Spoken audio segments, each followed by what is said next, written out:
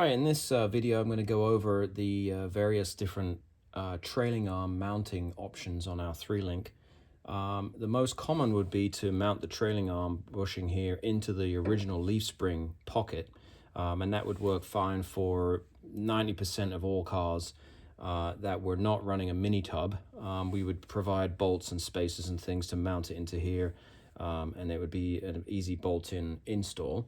Now, let's say if you did do a mini tub and you moved the inner wheel arch over to the existing frame rail, and you didn't modify the frame rail, then obviously where the trailing arm would normally go in the leaf spring pocket can't be used because the wheel and tire is now going to be further inboard. So what we would need to do is move the trailing arm entire assembly inboard somewhat. And in actual fact, we usually go in 1.5 inches each side, to be 40 inches on center now instead of the normal 43 inches on center, which is where the leaf spring pocket is. So 40 inches on center now means that you can't use the leaf spring pocket, so you have to then choose the longer, lower the frame rail mounted trailing arm option that we have, and that would get you a longer tube and different hardware to bring the trailing arm down to this plate here, and a bracket that would get welded here at 40 inches on center, but the difficult part to know is the fore and aft positioning. So what we've come up with is a simple little fixture to enable that to happen. That's if you're not already using our frame connectors. Our frame connectors would actually come down the side here and already have a boss perpendicular to the tube, where you could bolt straight through with a spacer this bracket onto this plate. But let's say you're not using our frame connectors, maybe someone else is, or the car has got a cage in it and you're not running any frame connectors. We would not know where this is without a lot of measuring. So this little fixture that we came up with is super simple, and is going to save you and us a lot of measuring and us a lot of time on the phone explaining where this will go.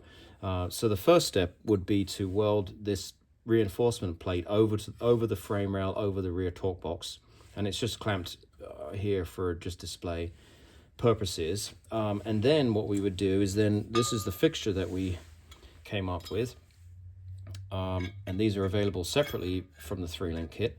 It's quite simple. It bolts into the original leaf spring hole like so.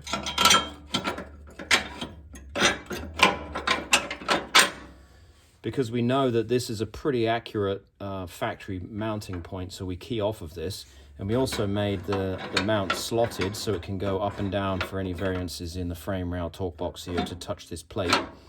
And then we would run a bolt through this hole here,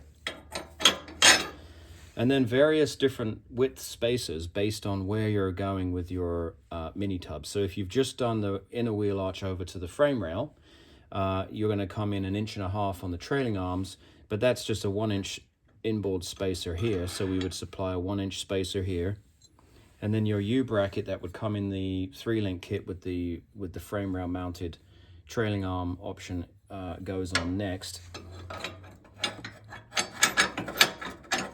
And you just run this all the way through like so, and there's a couple of nuts here.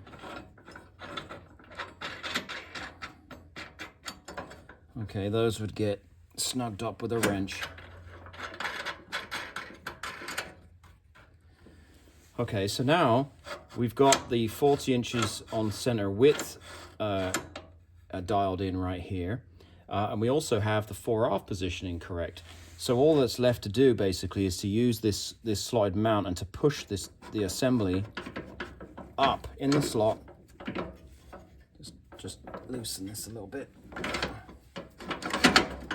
until it all seats. So what's going to happen is the U bracket's going to sit flat on the plate.